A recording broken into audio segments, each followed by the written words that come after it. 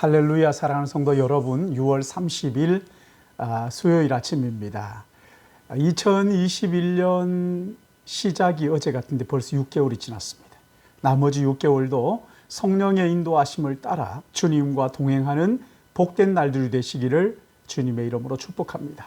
사도행전은 크게 세 부분으로 나눌 수가 있는데, 먼저 1장에서 7장은 예루살렘 교회가 어떻게 세워졌고 부흥했고 성장했는지를 보여주는 내용이고, 두 번째는 8절에서 12절인데 복음이 예루살렘을 넘어 어떻게 온 유대와 사마리아와 땅끝까지 전해졌느냐 하는 이야기입니다. 그리고 13장에서 28장이 세 번째인데 복음이 유대와 사마리아와 땅끝까지 모든 민족과 국가와 인종과 문화를 뛰어넘어 확장되는 그 선교의 역사를 보여주는 것이 그 세 번째입니다. 오늘 본문은 세 번째 내용의 첫 부분인 사도행전 13장 1절에서 3절의 말씀인데, 안디옥 교회가 주를 섬겨 금식하는 중에 성령의 음성을 듣고 바나바와 바울을 따로 세워 그들에게 안수하고 선교사로 파송하는 내용입니다. 본문을 봉독하겠습니다. 안디옥 교회의 선지자들과 교사들이 있으니 곧 바나바와 니게르라 하는 시몬과 구레네 사람 루기오와 분봉 왕 헤롯의 젖동생 마나엔과 및 사울이라.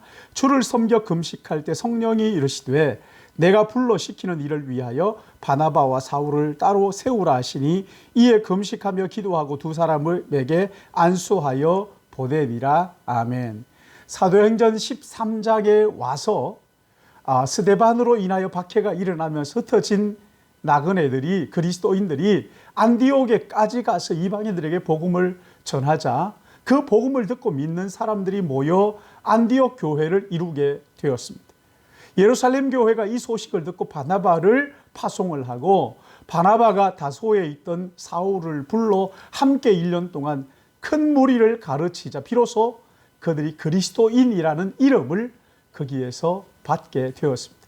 그리고 첫 번째 행한 일이 예루살렘에 흉년이 들자 힘대로 유대에 사는 형제들에게 구제 헌금을 보내기로 작정하고 바나바와 사울의 손으로 장로들에게 보낸 것이지. 그리고 안디옥 교회가 두 번째로 한 일이 오늘 본문이에요. 안디옥 교회는 그동안 성장해서 선지자와 교사들이, 지도자들이 많이 있었는데, 먼저 바나바가 있었고 니게르라 하는 시몬이 있었고 구레네 사람 루기오와 헤롯의 젖동생 마나엔, 그리고 사울이 있었지요. 바나바는 예루살렘 교회가 파송한 사람이죠.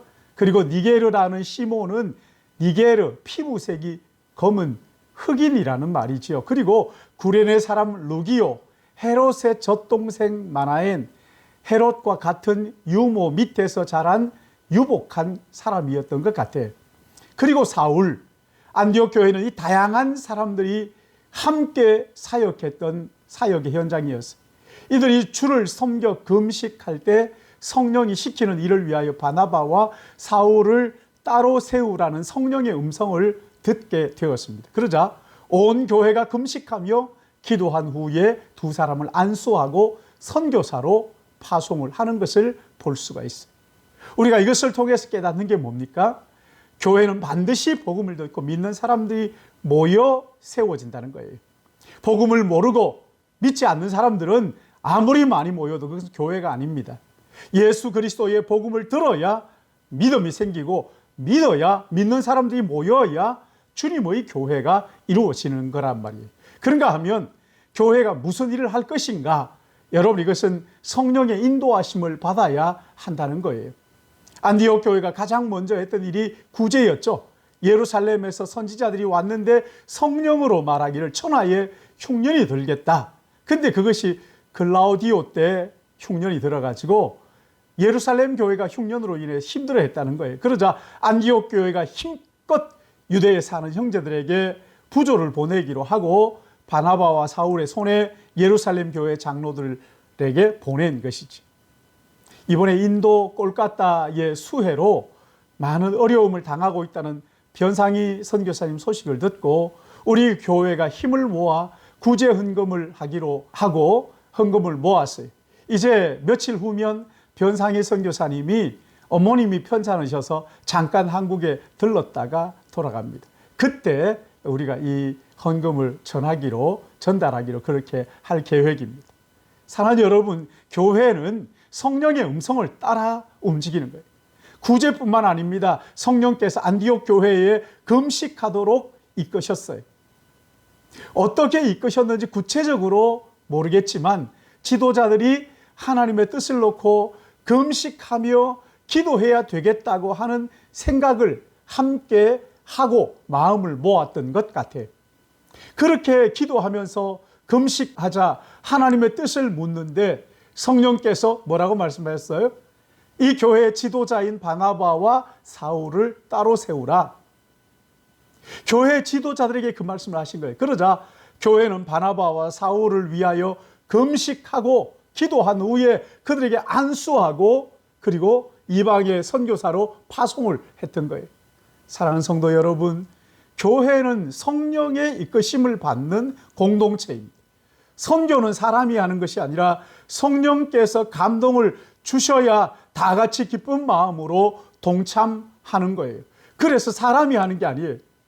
교회의 일을 사람이 하고 싶다고 해서 할 수 있는 것이 아니라 말이에요. 성령께서 시키는 일에 민감하게 살펴 기도하며 그 일을 감당해야 되는 거예요. 그러기에 부지런히 우리는 말씀을 배우고 훈련하고 성령의 음성에 영적으로 민감해야 하는 거예요. 그래서 성령의 인도하심을 따라서 순종함으로써 교회는 하나님의 나라의 하나님의 손과 발이 되어서 하나님의 나라를 이 땅에 전하는 일을 하게 되는 것입니다. 사랑하는 성도 여러분, 우리 모두가 하나님의 말씀에 깨어 있읍시다. 기도하며 금식하며 성령의 음성에 민감하십시다.